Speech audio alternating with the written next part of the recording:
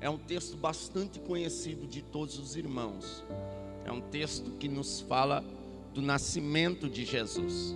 O nascimento de Jesus é um ato profético desde o princípio. Quando o homem cai, quando o homem peca, quando o homem desobedece à ordem de Deus, Deus castiga o homem, castiga a serpente e castiga a mulher.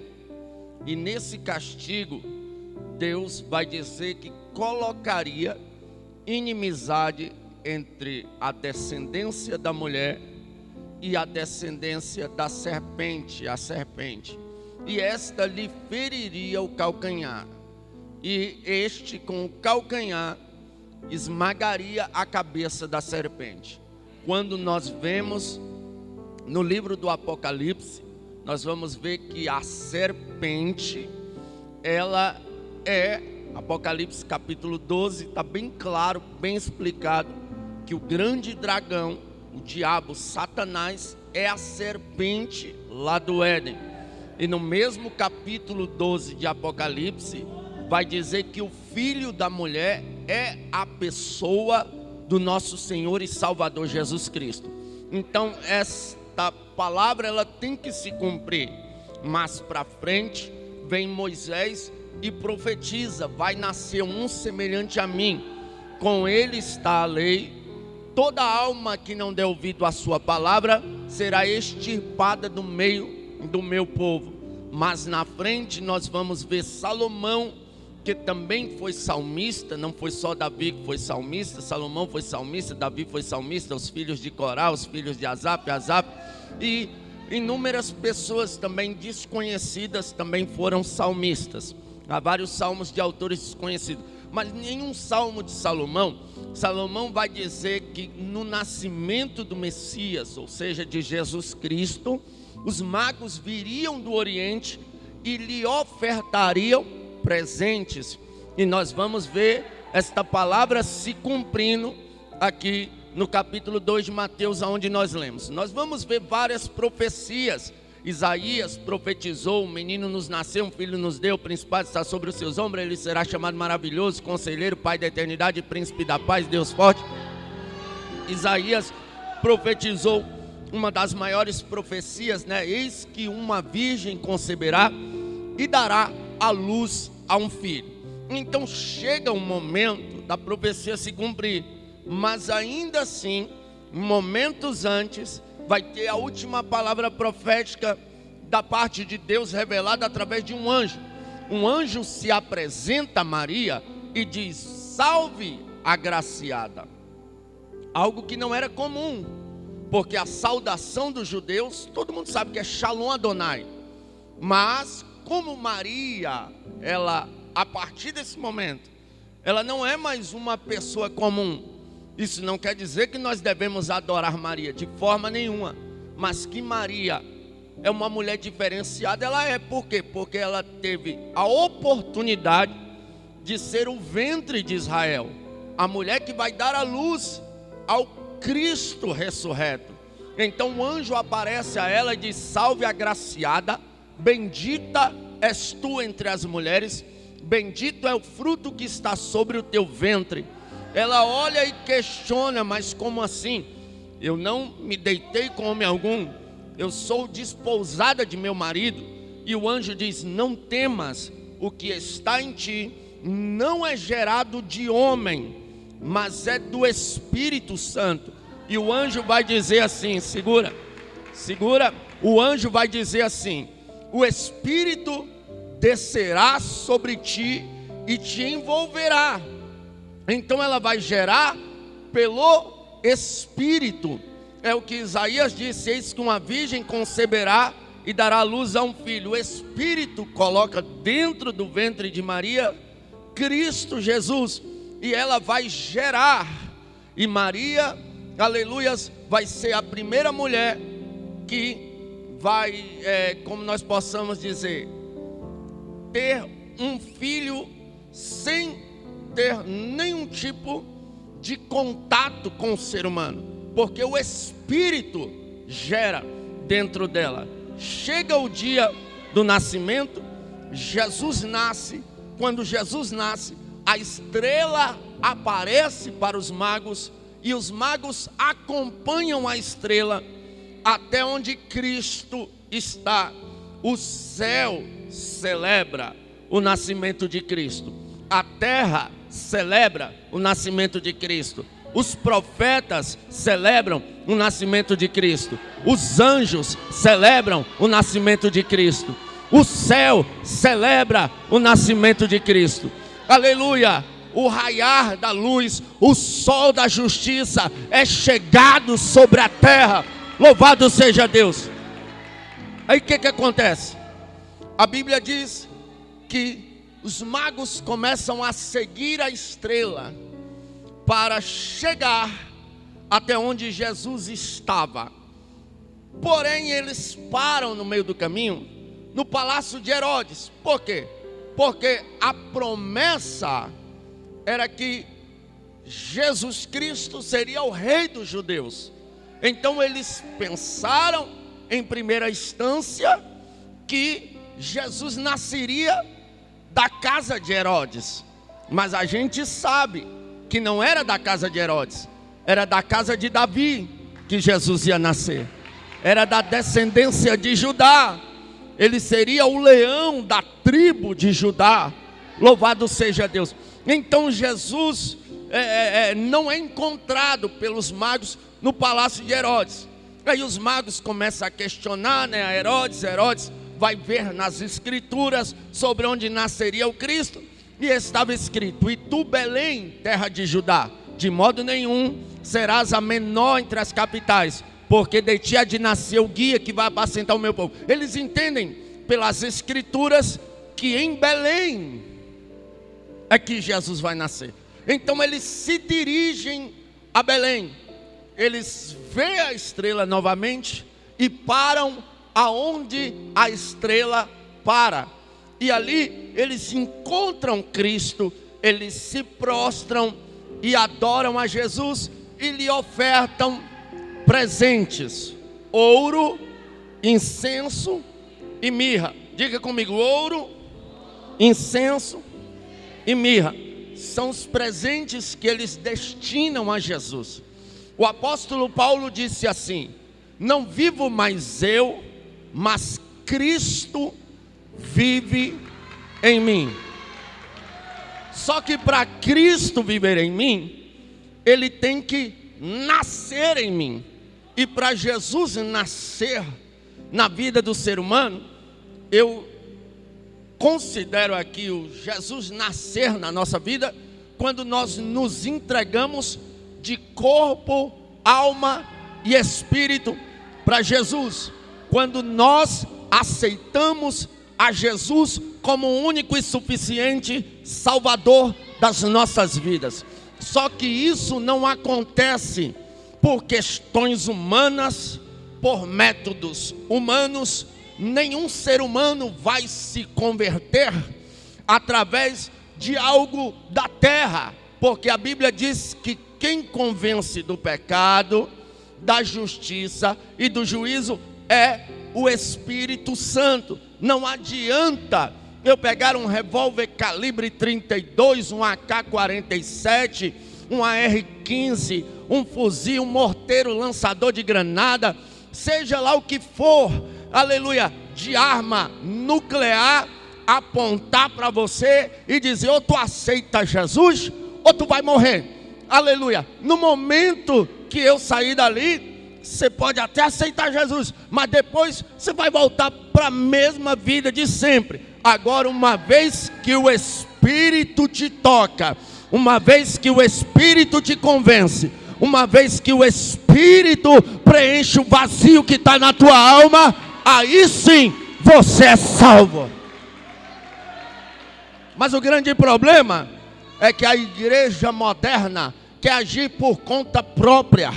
Pensam eles que usando métodos terrenos nós vamos salvar as pessoas. Aí eles fazem da casa de Jesus uma boate, fazem da casa de Jesus um baile funk, fazem da casa de Jesus um arraiá gospel, e nós não precisamos disso. Nós precisamos injetar o Espírito Santo nas pessoas. Jesus só salva através da palavra espiritual. Jesus só salva através de louvores espirituais. É a ação do Espírito que salva o miserável pecador.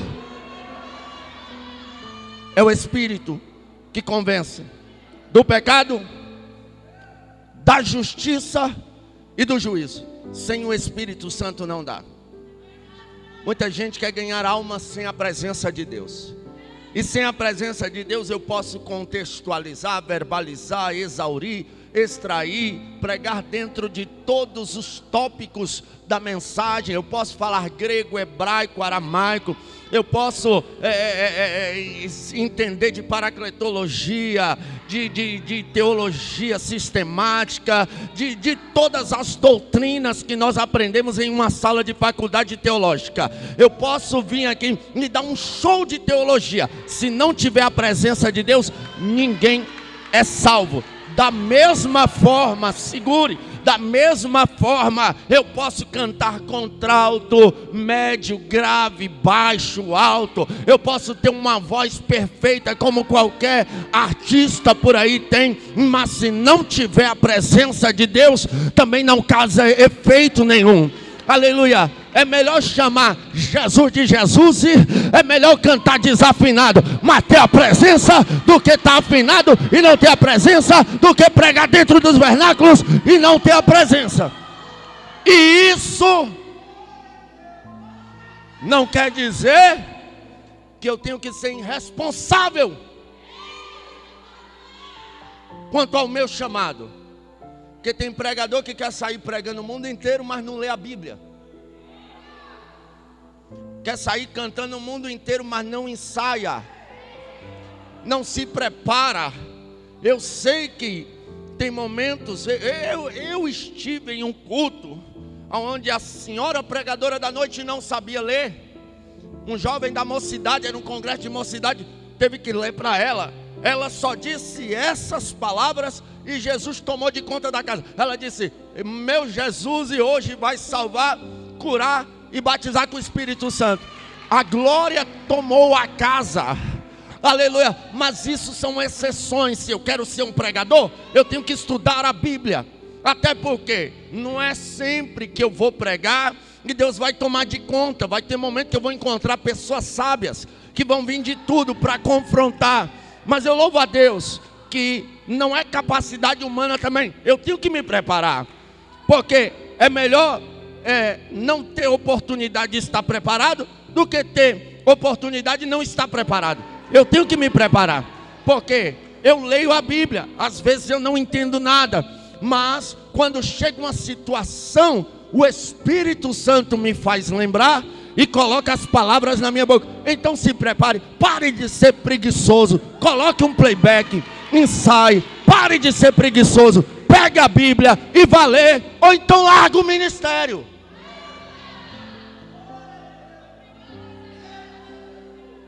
A gente até compreende, no passado a dificuldade para ler era maior. Hoje não há desculpa, porque hoje está cheio de aplicativos em Bíblia, em áudio. Eu não sei ler, põe um aplicativo em Bíblia. Não sabe ler, mas tem aplicativo de joguinho no telefone. Tem todo tipo de aplicativo, né? Passa o dia mandando áudio no grupo da família, mas não para um pouquinho para ler, ouvir uma Bíblia em áudio. Não ouça a Bíblia. O grande problema de muitos pentecostais: eu sou pentecostal, forjado no meio das irmãs de ciclo de oração, mas eu ando meio preocupado, porque tem igreja que é só manto, fogo, raio e sapateia, relampeia. Aí você pergunta: irmão, o que foi que o pregador pregou? Irmão, foi tanta glória que eu nem vi. Eu não quero ser um pregador que todo mundo voa na hora da mensagem e ninguém sabe o que o pregador pregou depois. A mensagem deve ser consciente, que venha o mover, o avivamento, mas através da palavra, através do evangelho. E para que isso ocorra, tem que ter unção, tem que buscar a presença, tem que estar cheio do Espírito. É o Espírito que convence. Então, Nós somos salvos através do Espírito Santo. Olha só, aos 14 anos de idade eu tive a infelicidade de me envolver no mundo das drogas, do crime. E eu me arrependo muito disso, porque eu conheci vários jovens que entraram comigo na mesma época, que infelizmente hoje não estão vivos para contar a história. E com o passar do tempo eu fiquei 4 anos afundado em tudo que não presta. Só que eu comecei a ter um sentimento que eu ia morrer. E de fato, se eu permaneço naquela vida, eu ia morrer. Pelo andar da carruagem, a morte ou uma cadeia estava me esperando. E eu lembro que eu comecei a falar com Deus. Eu me lembro que eu saía para aprontar e eu falava: Deus, não deixa ninguém reagir, para mim não ter que matar ninguém, nem ninguém ter que me matar. Deus cuida de mim. E na minha ignorância eu falava: Jesus, tu morreu por pecadores igual eu, me salva. E por um lado eu não estava errado, mas eu não entendia que eu precisava me achegar a Cristo, não Cristo se achegar a mim. Então, naquela ocasião, eu me lembro que eu comecei a sentir desejo de ir em uma igreja. E certa feita eu fui em uma igreja católica, e quando eu cheguei lá, tinha 2 jovens encostados numa estátua. Eles estavam nos amassos lá, que eu pensei que eles iam fazer o trem ali mesmo. Eu olhei aquela situação, eu disse: Jesus não está aqui não. Virei as costas e saí. Depois de crente, eu digo isso com tristeza no coração. Eu já fui em congresso de igreja, que você sai no corredor da igreja, do ginásio, e você encontra jovens fazendo o mesmo. É uma vergonha, mas é uma realidade. Pense o ímpio que chega para buscar a Deus, se depara com uma cena dessa. Eu pensei: Deus não está nisso não. Aí outra coisa triste aconteceu comigo. Eu estudava em um colégio, de frente ao colégio tinha uma igreja. E eu decidi matar a aula para entrar nessa igreja. Eu estava querendo mudar de vida, eu estava até estudando de novo, para você entender. Eu estava sentindo aquele vazio na alma, que droga não preenchia, festa não preenchia, mulher não preenchia, nada preenchia. Aí eu fui nessa igreja, que era de frente à minha escola. Mas como eu era um rapaz assim, meio estranho, eu usava uns bonezão a barreta, uns cordãozão de prata, uns bermudão da Ciclone, uns tênisão muito doido. Quando eu entrei, em vez de os crentes me abraçar, ficaram com medo de mim e sentaram tudo longe. Eu assisti o culto todinho. Quando terminou o culto, nem fizeram o apelo, ninguém veio falar comigo. Eu me senti constrangido, porque às vezes a gente prega aqui na igreja e não vive. A gente prega que Deus vai salvar o drogado, o traficante, o adúltero, a adúltera, a prostituta, mas quando a gente vê eles na rua, a gente finge que não vê. Ou quando eles vêm na igreja, às vezes a gente não abraça. Tem igreja que em vez de abraçar faz é julgar. Se o pecador vem aqui é porque ele está querendo mudança de vida. Que nós venhamos ter esta consciência, aleluia, e abraçar, amar de verdade, não só com palavras. Aí eu saí dali e fiquei pensando naquilo. Aí a minha vida piorou e eu pensava: Jesus, tinha uns acertos de conta, pessoas querendo me matar, eu querendo matar pessoas. E eu falava com Deus: Deus, ou tu muda a minha vida, eu vou acabar de estragar ela de vez. Aí eu lembro que, por uma ocasião, eu fui morar numa favela chamada Favela do Mingau, no Sol Nascente, Ceilândia, Distrito Federal. Hoje é a maior favela do Brasil, superou a Rocinha era a maior favela. Ambas são favelas retas, não são favela de morro. E quando eu fui morar ali, eu fui morar numa rua que a gente apelidamos ela de Rua 10. E a Rua 10 era uma rua que ela era cercada por um beco. A entrada dela de um lado era um beco, da outra era uma rua que dava acesso à principal, só que era bem esburacada. Então o carro não entrava lá só se fosse uma necessidade mesmo. De vez em quando o carro entrava lá. Quando os caminhão de compra ia fazer entrega na rua de cima que dava acesso ao beco, eu me lembro, eu digo isso com muita tristeza no coração, é até engraçado, mas isso na verdade é muito triste. A gente ia por detrás, abria o caminhão de compra e os meninos desciam as caixas. Quando o motorista ia ver, já tinha entrado todo mundo nos becos e sumido com as caixas de compra dos mercados. Assim era a nossa vida e outras coisas bem pior mesmo, que a gente vivia fazendo ali. Os meninos ficavam com arma, droga ali, naquele ambiente. Só que um vazio tomava de conta da minha alma. Eu precisava de Deus. E um amigo meu, chamado Zé Galinha, que eu tive uma triste notícia, que mataram ele, infelizmente. Fiquei sabendo disso esses dias. Ele começou a namorar com a irmã de uma serva de Deus. E um dia eu estou subindo ali, eu encontrei o Zé Galinha, a namorada e a cunhada dele, que era essa serva de Deus. Quando eu vi a cunhada dele, eu chamei o Zé Galinha, eu falei: Zé Galinha, vem cá, me apresenta essa tua cunhada aí, moço, é bonita, hein?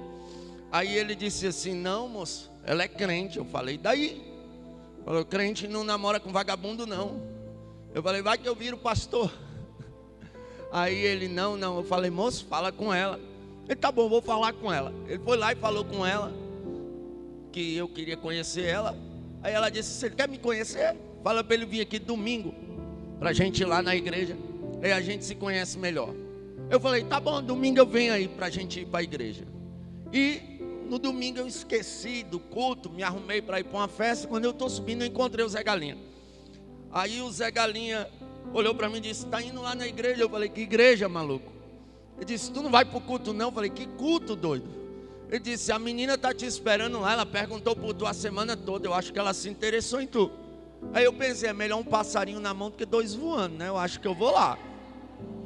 No mundo, lá nas festas mundanas, não sei aqui Florianópolis, mas em Brasília, quando você vai conhecer uma moça numa boate, num lugar, a pretensão é você chegar: prazer, Gabriel, e dar 3 beijinhos no rosto. O último a gente tenta dar na boca, né? Se a menina deixar, a expectativa é o 3º beijo na boca, mas nem sempre é a realidade, né? Mas é a expectativa. Mas eu pensei: eu não vou tentar dar um beijo na boca da crente, né? Só que eu fui todo mal intencionado pro lado dela. Só que a postura de crente dela, a postura de serva de Deus dela, a postura cristã que aquela moça tinha, me colocou no meu lugar.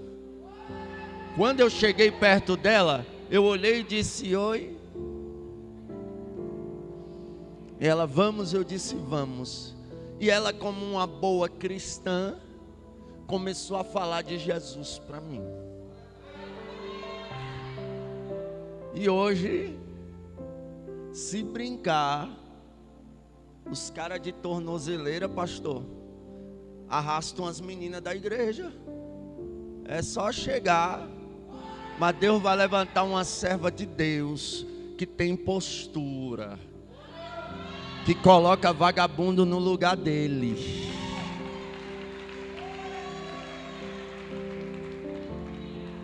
Aí o que acontece? Ela foi falando de Jesus para mim. E esse nome Jesus, quando ele é falado com unção, não há coração que resista. Quando eu cheguei na porta da igreja, eu estava chorando. E eu fiquei meio com vergonha. Entrei, assisti o culto, nem prestei atenção no culto, porque na minha cabeça eu ficava pensando: o que é que essa garota tem, que quando ela fala dá vontade de chorar? Hoje eu entendo, ela era cheia do Espírito Santo de Deus. Voltamos para casa. Aí eu fui para a favela. Quando foi na segunda-feira, aproximadamente 6 horas da tarde, eu estava lá com a rapaziada lá na favela, frente à minha casa, onde se vendia droga lá. Graças a Deus, aquilo sumiu de lá. Nós oramos tanto depois que Deus acabou. Aonde a oração chega, o tráfico sai, a macumbaria sai, tudo que não presta sai. Aí nós estávamos lá, de repente entra aquela menina na rua 10, saiu do bequinho e entrou. Até hoje eu nunca esqueço, tem 16 anos isso. Vai fazer agora, na verdade eu acho que essa semana já fez 16 anos exato isso que aconteceu. Porque eu me converti dia 15 de janeiro de 2006. Aí o que acontece? Na hora que ela entrou, nunca esqueço. Ela com uma blusinha rosa, uma saia verde, uma sandalinha havaiana, biblinha na mão, crente de rachar. Pense numa crente top, bonita, elegante, só que simples, bem vestida, sem sensualizar, né? Porque hoje querem chamar atenção pela sensualidade, não precisa disso.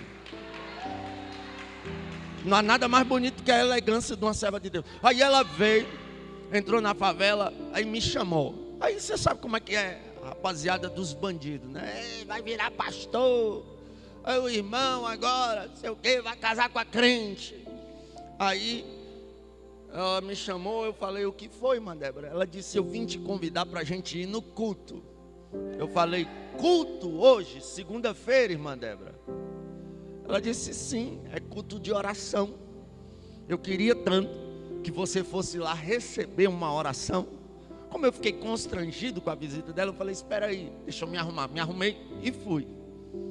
No outro dia, terça-feira, 6 horas da tarde, Débora entra na favela de novo. Aí os maloqueiros, vai casar com a crente está arriada, não sei o quê.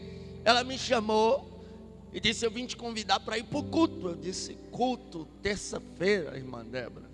De novo? Ela disse, sim, é culto de doutrina. Eu queria que você fosse ouvir a palavra.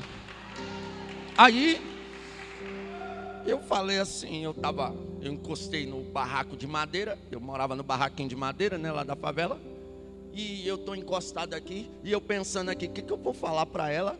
Eu não vou hoje, eu já fui ontem. Aí eu falei assim, irmã Débora, hoje não vai dar para mim não. Ela disse, por quê? Eu falei, porque eu não tenho roupa para ir para o culto. Aí, uma mãe que tem um filho nas drogas, ela não dorme enquanto ele não chega em casa. Ela está sempre esperando uma notícia de que mataram, de que foi preso, de que aconteceu uma tragédia. Quem tem um filho no mundo do crime sabe disso. Aí às vezes a mãe tem um filho na igreja e fica implicando com o menino na igreja. Tem a filha na igreja e fica implicando com a menina na igreja. Aí a menina quer namorar com o rapaz da igreja, ela não deixa. Deixa ela se envolver com o traficante para ver se você deixando ou não, ela não vai. Então deixe sua filha na igreja, se envolver com o rapaz da igreja. Crente. E eu não sabia que minha mãe estava do outro lado do madeirite ouvindo a conversa. Quando eu disse eu não tenho roupa, minha mãe gritou, arruma uma roupa para ele já, irmã Débora, espera aí. Aí eu entrei lá dentro, eu falei, mãe, ela disse, vá logo para a igreja, rapaz. Aí eu fui para a igreja. Ela falou para mim, amanhã é culto de libertação. E eu não queria vir te buscar aqui não. Você vai? Mas ela falou, você vai, tipo de um jeito, você vai. Aí eu falei, vou. Ela falou bem assim, crente é esperto, né? Ela disse assim, olha, a palavra do crente é sim, sim, não, não. Não sei vocês do mundo, mas a gente quando disse que vai. Falei, tá bom, irmã Débora, eu vou. Aí eu fui para o culto na quarta-feira. Irmã Débora nem falou comigo direito. Eu pensei, me livrei, estou livre. Voltei para casa, feliz da vida. Na quinta-feira, aproximadamente 6 horas da tarde, entra a irmã Débora na favela de novo. Aí a maloqueiragem pirou. Ei, rapaz, a morena tá arriada, não sei o quê. E eu tinha um rapaz lá, o B, irmão. Ô, B, fique crente, B. O B é uma benção. Até hoje ele é zoeiro. Aí ele disse assim, ei, vai casar, não sei o quê. Aí eu falei assim, né, fiquei sem reação, ela me chamou, vim te convidar para ir para o culto, me afastei do barraco, para não ter o risco da minha mãe arrumar alguma situação. Aí eu pensei, o que eu vou inventar agora, Ela disse, eu vim te chamar para ir para o culto. Eu falei, culto, quinta-feira, na tua igreja tem culto a semana toda. Ela disse, não, quinta-feira realmente não tem culto, mas tem um irmão dando um estudo do Apocalipse, tá muito bom, eu queria que você fosse lá ouvir. Aí eu pensando, né, o que eu vou dizer para ela, para mim não ir para o culto, né? Já estava achando ela chata já. Aí eu falei, irmã Débora, hoje não vai dar para mim não. Ela disse, por quê? Eu falei, meu perfume acabou. E tu sabe que eu não vou assim com mau cheiro para o culto, né? Ela muito educada disse, não, tudo bem então. Virou as costas e saiu. Só que a minha desculpa foi falida. Por quê? Eu acho que foi Deus isso. Ela era revendedora da Natura, eu não sabia. 15 minutos depois, quem entra com aquela sacolinha de presente da Natura na favela? Pra maloqueirar, expirar de vez. Ei, rapaz, tá ganhando até presente, casa logo, a morena tá arriada. Ela disse, eu senti de Deus de te dar um caiaque. Aí eu senti de Deus de receber, né, que eu não sou bobo. Aí eu falei, espera aí, eu vou me arrumar, nós vamos pro culto. Fui pro culto. Glória. Aí o que acontece? No outro dia, era culto à tarde. Inclusive eu dirigi esse culto muito tempo depois que eu fiquei crente. Era culto de sexta-feira à tarde. Ela falou, ó, amanhã eu não vou te perturbar não, à noite, porque o culto é à tarde, é rapidão. Você vai lá rapidão, depois você está livre. Eu falei, tá bom. Fui lá no culto à tarde, saí. No sábado era aniversário de uma amiga minha, Gisele, fique crente. Gisele, uma amiga minha, era aniversário dela. E eu pensei nesse sábado, rapaz, eu não posso ir para o culto hoje não. Hoje é o frevo da Gisele, como a gente chamava lá. Aniversário da Gisele, a festa da Gisele. E eu fui para essa festa, fugi da irmã Débora, 6 horas da tarde, eu já estava longe da favela. Me arrumei, sumi, fugi dela. Eu vou até perguntar para ela qualquer dia desse, se ela foi atrás de mim naquele sábado. Nunca perguntei isso, até bom lembrar. Aí eu fugi da irmã Débora, mas não dava mais para fugir do que ela tinha injetado aqui dentro. Fui para a festa, muita maconha, muita arma, muita droga. Me droguei bastante, bebi bastante, me droguei a noite toda, dancei a noite toda, racionaizão pesado, facção central pesado, aquele muita coisa ruim. Deus me guardou ali, né? Só que quando foi pela manhã ainda, sob efeito de droga, eu comecei a lembrar da igreja. Eu comecei a lembrar da irmã Débora falando de Jesus para mim. Eu comecei a lembrar dos hinos. E eu baixei a cabeça, o Zé Galinha estava do meu lado. O Zé Galinha olhou e disse, que foi, cara? Que lombra é essa? Eu falei, não, não é lombra não. Aí eu comecei a chorar e joguei o cigarro fora. Ele falou, vixe, tá doidão. Eu falei, não, não tô doidão não. Ele disse, o que é então? Eu falei, cara, nunca mais eu fumo maconha, nunca mais eu fumo cigarro, nunca mais eu uso droga, eu vou para a igreja. Ele disse assim para mim, vai mesmo, cara, entra para a bênção, uma hora eu vou também. Aí aquele dia eu não consegui dormir o dia todinho, 6 horas da tarde, naquele domingo a história mudou, dia 15 de janeiro de 2006, eu bati no portão da Débora e disse, Débora, me leva para a igreja, eu preciso aceitar a Jesus como meu Salvador. Agora o que me chama a atenção é que ela não foi me oferecer uma festinha gospel, não foi me oferecer uma batidona com uma letra falando de Jesus, ela não foi me oferecer nenhum método terreno, ela me chamou para ir para o culto de oração, para o culto de doutrina, para o culto de libertação, para o culto da palavra de novo, para o culto de libertação de novo. Não precisa querer imitar o mundo para atrair os jovens, pregue o evangelho, e o evangelho atrai criança, atrai adolescente, atrai jovem. A Bíblia diz, conhecereis a verdade vos libertará. É a presença de Deus que liberta, é a presença de Deus que transforma. Se Deus não salvar, nada mais salva. Então, Jesus nasceu na minha vida através do Espírito Santo. É o Espírito Santo que salva, é o Espírito Santo que muda, é o Espírito Santo que transforma.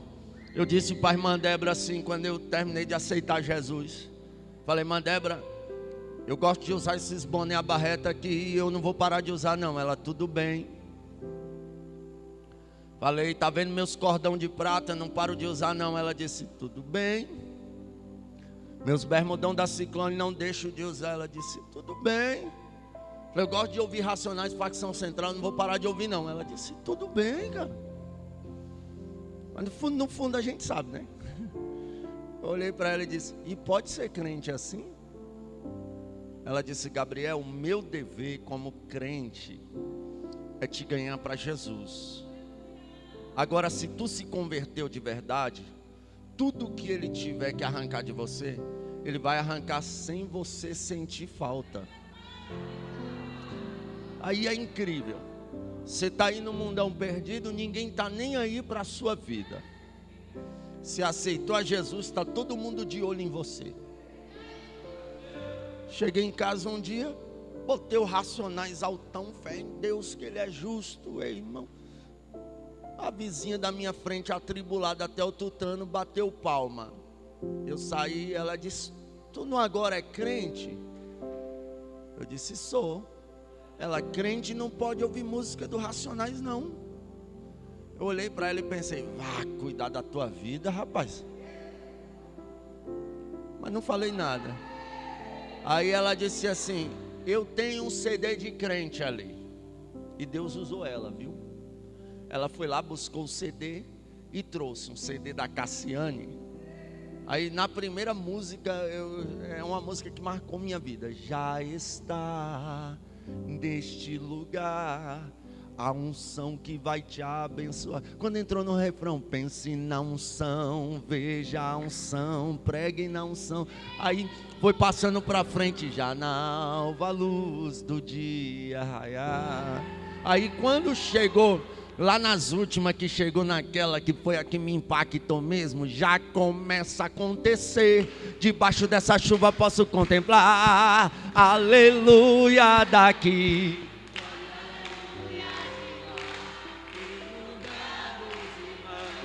Com a bênção nas mãos, vejo milhares de... E aquela glória, aquele poder me impactou igual vai impactar esse ginásio. Quem acredita, adore a Deus.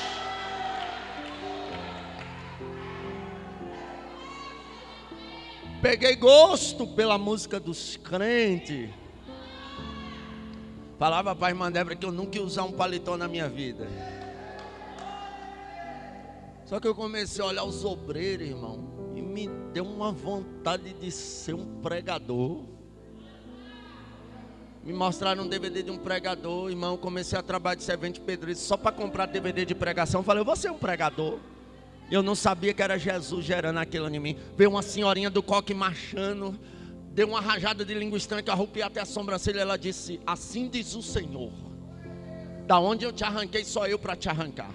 Tu vai andar de asa de ferro para cima e para baixo, não como turista, mas como pregador da minha palavra. Aí quando ela terminou, eu disse, senhora, o que é asa de ferro? Ela disse, ô meu filho, ela riu, tu não sabe não? Eu disse, não. Eu disse, avião, tu vai andar muito de avião. Aí eu pensei, se eu vender meu barraquinho de madeira lá da favela, não dá para comprar passagem de avião em 2006. Mas não sabia que o meu Deus era dono da Gol, da TAM, da Infraero inteira. Deus, Ele é dono de tudo, do ouro, da prata. E hoje eu vivo a promessa que Deus fez para a minha vida. Mas o que me salvou foi o Espírito. O que mudou minha vida, meu comportamento, minha linguagem. Quando eu fui batizado com o Espírito Santo, Deus mudou minha linguagem. Porque eu falava a linguagem de bandido lá de Brasília, né, da Ceilândia. Oxe, maluco, tá doido esse pau, culto lá dos irmãos, o bagulho vai ser louco. Eu falava desse jeito, mas Jesus mudou a minha vida. Mudou o meu modo de vestir, mudou o meu modo de me comportar, mudou o que eu ouço, o que eu vejo, aleluia. E eu não sinto saudade daquilo que é mundano, aleluia, louvado seja Deus. É claro que nós sempre vamos ter alguns desejos carnais que vamos ter que lutar contra eles até a vinda do nosso Senhor e Salvador Jesus Cristo. Mas Jesus nos ajuda a vencer dia após dia, mas é tudo pelo Espírito. Então Jesus nasceu, aí os magos viram a estrela, e eles acompanham a estrela até o local onde Jesus estava. Eu acho bonitinho, eu acho engraçadinho, uma turma de pregador, de cantor que tem no Brasil afora por aí, que eles querem ser estrela, se acham as estrelas do mundo gospel, as estrelas popstar gospel. E eu não estou nem aí não. Se eles quiserem ser estrela, que sejam. Mas o que eles precisam entender é que a estrela, ela não serve para nada mais, além do que conduzir alguém a Cristo. Depois disso, acabou. Mas tem gente que está se achando a estrela e está se achando maior do que Cristo. Aleluia. E quem se acha maior do que Cristo pode até ser uma estrela, mas é cadente, vai apagar. Estrela só serve para uma coisa: conduzir alguém a Cristo. Passou daí, já era, você não serve mais para nada. E tome cuidado, senão nem salvo tu vai. A Bíblia diz que nem todos que me dizem Senhor, Senhor herdarão o reino de Deus. A Bíblia diz que muitos vão dizer Senhor, em teu nome eu preguei, profetizei, e assim vai. Tem muita estrela gospel aí que vai acertar as contas com Deus no dia do juízo, porque humilharam os crentes, humilharam pastores, se acharam maior do que os outros, não estenderam a mão para o órfão, para a viúva, mas o juízo final espera eles. Quando eles chegam lá, eles ofertam dádivas: ouro, incenso e mirra. Quando Jesus nasce na nossa vida, nós vamos receber de Deus essas três dádivas: ouro, incenso e mirra. O que representa o ouro? O ouro simboliza prosperidade. Mas Jesus vai dizer à igreja de Laodiceia: aconselho-te que de mim compre ouros para que te enriqueça. O ouro que Jesus está falando não é riquezas aqui na terra não. A prosperidade de Deus não é riqueza aqui na terra não. Tem gente que tem milhões de reais, milhões em contas bancárias, casas na praia, casas no Lago Sul, no Lago Norte, nos bairros nobres, mansões, mas não são prósperos. Porque de que adianta ter esse tanto de dinheiro? A casa mais bonita que eu entrei, tinha lá uma mulher que, se tivesse defeito nela, estava por debaixo das roupas, viu? Que a mulher era bonita de rachar. Não vi o marido dela, mas pelo quadro, a foto do homem era bonitão também. Mas tinha meses que a mulher não saía de dentro do quarto, depressiva, sem felicidade. Tem tudo e ao mesmo tempo não tem nada. Isso é prosperidade? Não é. A prosperidade de Deus, a Bíblia diz que as bênçãos de Deus enriquecem e não acarretam dores. A prosperidade de Deus não significa que você vai ter milhões para ostentar, não. O que significa é o que aconteceu na vida de Jacó. Tudo que você pôr as mãos para fazer, Deus vai prosperar. Devendo tu não vai ficar, emprestarás, mas não tomarás emprestado. Bendito serás ao entrar, bendito serás ao sair. Isso é a prosperidade de Deus. José foi próspero aonde ele passou. Eu vou liberar uma palavra profética. Jesus nasceu na tua vida. Tudo que tu pôr as mãos para fazer vai prosperar. Mesmo o seu salário sendo pouco, tu vai sustentar a tua casa, tu vai pagar as suas dívidas, e se alguém vier à tua mesa faminto, tu vai ter para alimentar. Quem acredita nisso, adore a Deus. A prosperidade de Deus é incrível. Por quê? Eu desconheço crente que passou fome durante a pandemia. Eu desconheço. Pelo contrário, eu vi crente bem vestido, bem calçado, crente prosperando, crente viajando, crente saindo do aluguel. Por quê? Porque Jesus cuida da igreja independente da situação que o mundo está vivendo. Então, quando eu aceitei a Jesus, eu morava num barraquinho de madeira, uma cama só, eu, minha mãe, 7 irmãos. Tinha irmão meu, diante de Deus, Deus pode matar meus filhos, que é o que eu mais amo nessa vida, se eu estou mentindo. Tinha irmão meu que dormia dentro do guarda-roupa, em cima das roupas, para você ver a situação de miséria precária que a gente vivia. Mas Deus mudou essa situação. Não temos hoje. Moro na favela ainda com orgulho, moro num barraco ainda com orgulho. Minha mãe hoje tem a casa